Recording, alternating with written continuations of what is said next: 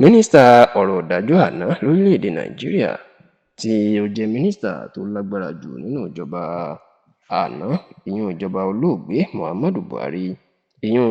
amòfin Abubakar Malami ó mà ti tú àṣírí lórí nǹkan tí ojú ẹ̀ rí látìmọ́lé àwọn àjọ tó ń gbógun ti jẹgúdújẹrá àti ìṣòwò ìlú báṣubàṣu lórílẹ̀‐èdè yìí àti ìyún Economic Financial Crime Commission EFCC àti lákàtà àwọn àjọ tí ó ń rí sí àwọn ọ̀tẹlẹ̀múyẹ́ ìyún Department of State Service tó sì jẹ́ pé níṣe ni Malami ló ti ránṣẹ́ ìkìlọ̀ sí ààrẹ Bọ́lá Ahmed Tinubu pé kò sí nǹkan tí ààrẹ lè ṣe o kò sí sọ́nà tí ààrẹ lè gbà tó lè mú òun tí yóò jẹ́ kí òun kábàámọ̀ tàbí kóun rẹ̀wẹ̀sì lórí gbogbo nǹkan tí wọ́n ń bá òun fà. Ẹ rántí pé lásìkò ìjọba olóògbé Muhammadu Buhari mínísítà tí ó lẹ́nu tó sì lágbára jù náà ni Abubakar Malami.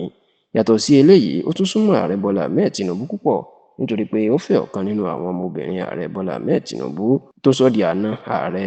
àná náà. Bẹ́ẹ̀ ló tún jẹ́ pé pẹ̀lú ipò Malami tó jẹ́ agbẹjọ́rò fún ìjọba Nàìjíríà ọ̀pọ̀ àwọn nǹkan tàbí ìgbésẹ̀ tí ìjọba Buhari bá fẹ́ gbé ètò nílò ìmọ̀ràn òfin ni ló jẹ́ pé Malami ni ó gbọ́dọ̀ gba Buhari nímọ̀ràn tàbí sọ nǹkan tí yóò ṣe. Ṣùgbọ́n ní ọdún tó kọjá ní ìjọba Tinubu ló bẹ̀rẹ̀ sí ní máa bá Malami fa wàhálà nígbà tí wọ́n bẹ̀rẹ̀ sí ní máa tú àṣírí àwọn òbítíbitì owó àti dúkìá ìjọba tí wọ́n ní Malami tó jí kó tí wọ́n sì ní